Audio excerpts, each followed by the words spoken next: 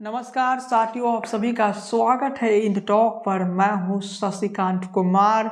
आज 9 वर्ष है तो 2024 के पहले दिन ही हम पहला चुनावी विश्लेषण लेके आ रहे हैं। बिहार नगर निगम इलेक्शन 2022 में क्या होगा। बिहार नगर निगम इलेक्शन 2022 का फाइनल फैसला आखिर क्या होने वाला। 2 जनवरी यानी कल क्या सुनवाई होने जा रहा है नगर निगम इलेक्शन पर, या फिर कल सुनवाई नहीं होगा। इन सारे सवालों का जवाब आज के इस वीडियो में मिल जाएगा। ये सब कुछ आपको आगे बताएंगे, लेकिन उससे पहले आपको 9 वर्ष 2024 की हार्दिक शुभकामनाएं। पुराना वर्ष 2023 आपका अच्छा भी बीता होगा, कई लोगों का बुरा भी बीता होगा, लेकिन आप उन तमाम अच्छे और बुरे अनुभवों को भुलाकर नए वर्ष में प्रवेश कर जाए। कुछ खट्टी यादें 2023 में आपका रहा होगा और कुछ मीठी यादें भी 2023 में रहा होगा, लेकिन आज से 2024 शुरू हो चुका है और ये नया वर्ष आपके जीवन में नई उमंग भर दे और नई उमंग के साथ ही आपके जीवन में सफलता की एक नई राह खोल दे 2024। तो आप सभी को 9 वर्ष की हार्दिक शुभकामनाओं के साथ ही आज के इस वीडियो विश्लेषण की हम शुरुआत करते हैं। कल 2 जनवरी है और कल ही के दिन ही पटना हाई कोर्ट ने सुनवाई का तारीख दिया है। क्या कल सुनवाई होने वाला है? जब मैंने पटना हाई कोर्ट की वेबसाइट पर चेक किया क्या 2 जनवरी को नगर निगम इलेक्शन का केस लिस्ट में लाया गया या नहीं, तो हाँ, केस लिस्ट में तो आ गया, लेकिन 64 पर आया।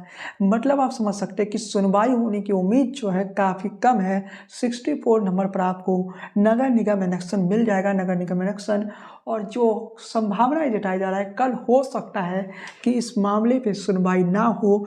2 जनवरी का ही तारीख दिया था, लेकिन जो कि 64 नंबर पर है और 64 नंबर पर रहने का अर्थ ये है कि कल सुनवाई होने की संभावनाएं काफ़ी कम है।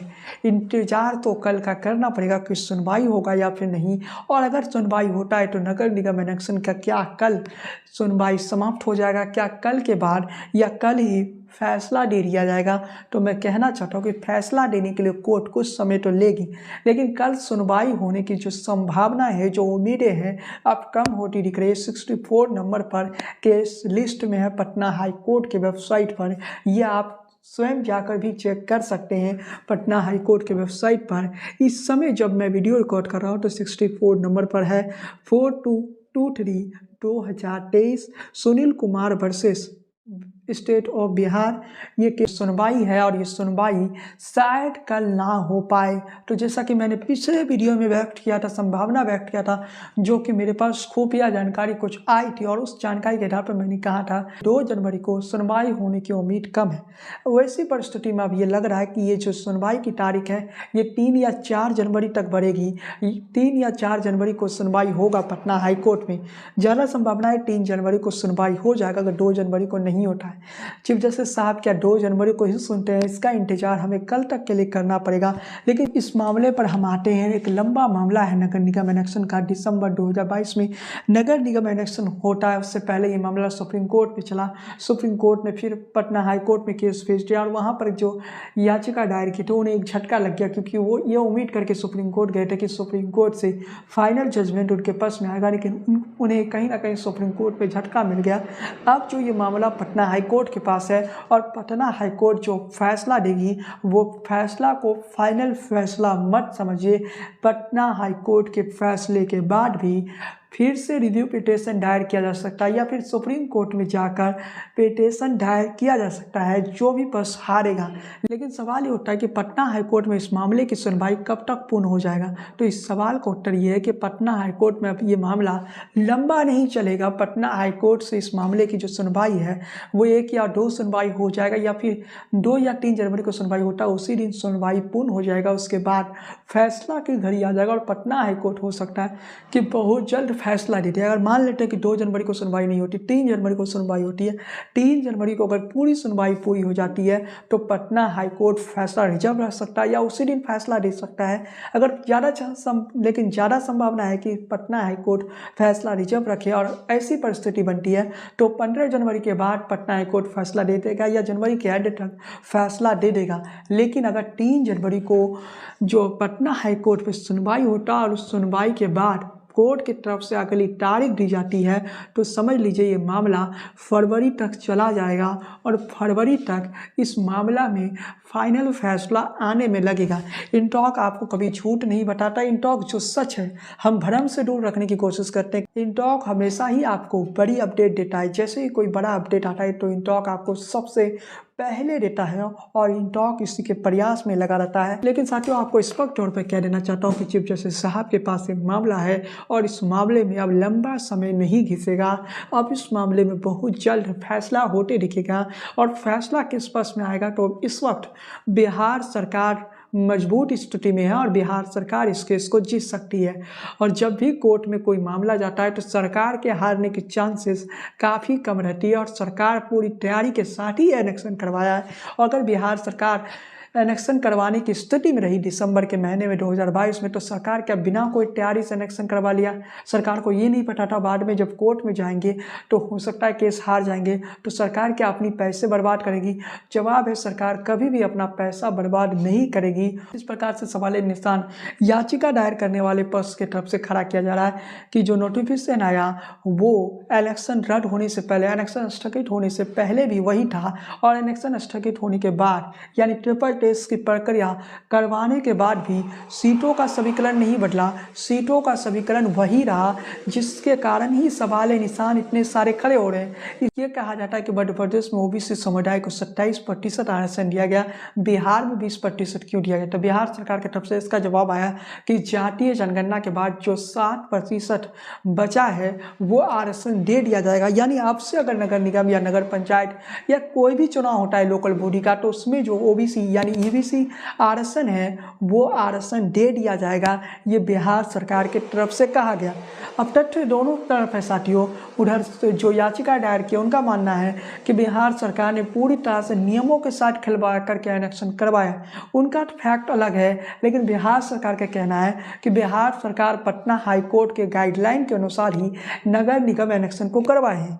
और इससे पहले अब दिसंबर नवंबर की परिस्थिति में जब जाएगा तो बिहार सरकार को पटना हाई कोर्ट ने तरफ से ये कहा गया था कि आप ट्रिपल टेस्ट की प्रक्रिया करवाइए। जैसे कि 19/10/2022 के सुनवाई को आप सुनेंगे तो उसमें पटना हाईकोर्ट की तरफ से क्या कहा गया कि हमने केवल 20% ईबीसी सीटों के लिए इलेक्शन रोका, आपने पूरे 100% इलेक्शन को क्यों रोका? जबकि 80% सीटों के लिए हमारे तरफ से कोई रुकावट नहीं था। तब बिहार सरकार की तरफ से कहा गया कि इससे धन का खर्च ज़्यादा हो जाएगा अगर अलग अलग चुनाव करवाएंगे, इसलिए बिहार सरकार ने रोका है। तो अब जो परिस्थिति बन गई है उस परिस्थिति को देखें तो नगर निगम इलेक्शन 2022 रद्द होने जैसी परिस्थिति नहीं है। और पटना हाईकोर्ट जो फाइनल लेने जा रही है उस फाइनल फैसले के बाद बिहार की सियासत पर भी असर पड़ेगा, क्योंकि एक तरह से ये पॉलिटिकल मुद्दा भी बन गया था, राजनीतिक मुद्दा भी ये विषय बन गया था कि ईबीसी समाज को बराबर ईबीसी समाज को सही तरीके से आरक्षण दिया गया या ईबीसी समाज को सही तरीके से आरक्षण नहीं दिया गया। ये एक तरह का पॉलिटिकल मुद्दा भी बन गया था। लेकिन अब वो घड़ी आ चुका है जब पटना हाईकोर्ट फाइनल फैसला देने जा रही है। वो वक्त आ चुका है जब पटना हाईकोर्ट इस मसले पर वो फैसला सुनाने जा रही है जिसमें एक पक्ष जीतेगा तो दूसरा पक्ष हारेगा भी। अब देखते हैं कि पटना हाईकोर्ट का फाइनल फैसला क्या होता है। इंटॉक आपको हमेशा से ही सबसे आगे रखा है। यकीन मानिए कि इंटॉक आगे भी आपको नगर निगम के ही खबर में नहीं, हर राजनीति के खबर में आगे रखेगा। आप हमारे दूसरे वीडियो को भी देखिए, उसमें भी हम सटीक एनालिसिस करते हैं। जो सटीक खबरें होती है वही आपको देते हैं। मेरी प्रयास रहती है कि आज के दौर में जो सोशल मीडिया पर भ्रम से जुड़ी खबरें ज़्यादा आती है उस खबर को रोका जाए, आप तक सटीक और सही खबर पहुंचाने की ये प्रयास 2024 में भी जारी रहेगा। 2023 में भी हमने कई सटीक खबरों को दिए। इसके अलावा 2022 का अगर हम जोड़ें तो सबसे बड़ी खबर, वैसे 2022 में हमारे यूपी इलेक्शन पर भी सबसे सटीक विश्लेषण रहा था, लेकिन 2022 में अगर कोई सबसे सटीक खबर रहा जिसे आप लोगों ने प्यार दिया, आप लोगों ने सपोर्ट दिया, तो वो खबर था बिहार नगर निगम इलेक्शन।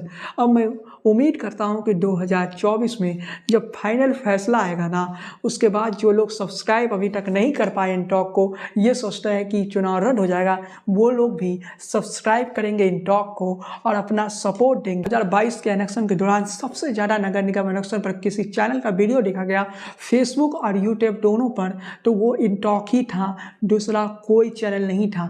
बाकी चैनलों को यूट्यूब पर ही देखा जाता था, लेकिन इन टॉक को फेसबुक पर ही 20 से 30 हज़ार व्यूवरशिप मिलता था हर वीडियो में 2022 के दौर में।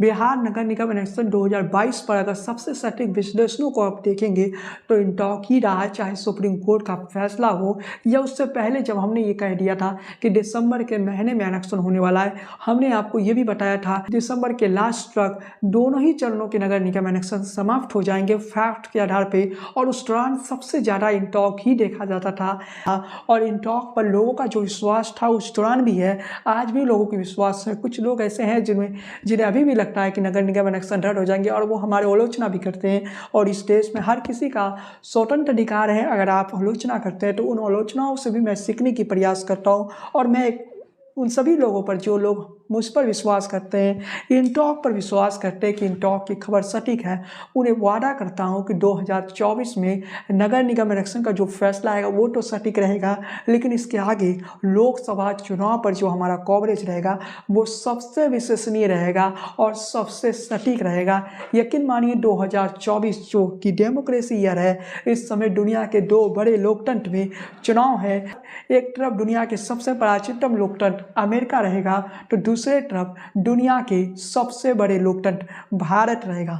इसके अलावा आपको बताते चले कि 2024 की रणभूमि मेरा पुस्तक भी है, उस पुस्तक को भी आप अमेजोन और फ्लिपकार्ट से ऑर्डर कर सकते हैं। बस अमेजोन या फ्लिपकार्ट पर जाइए, शशिकांत कुमार सर्च कीजिए और इस बुक को ऑर्डर कर सकते हैं। इसके साथ ही आज के इस वीडियो में बस इतना ही। वीडियो पसंद आई हो तो लाइक कीजिए, शेयर कीजिए, चैनल पर पहली बार आए हैं तो सब्सक्राइब कर लीजिए और बेल आइकन की घंटी को बजाना बिल्कुल ना भूलें। फेसबुक पेज को फॉलो कीजिए, लाइक कीजिए, बने रहिए इन टॉक के साथ। जय हिंद, वंदे मातरम। एक बार फिर से आप सभी को नव वर्ष की हार्दिक शुभकामनाएं।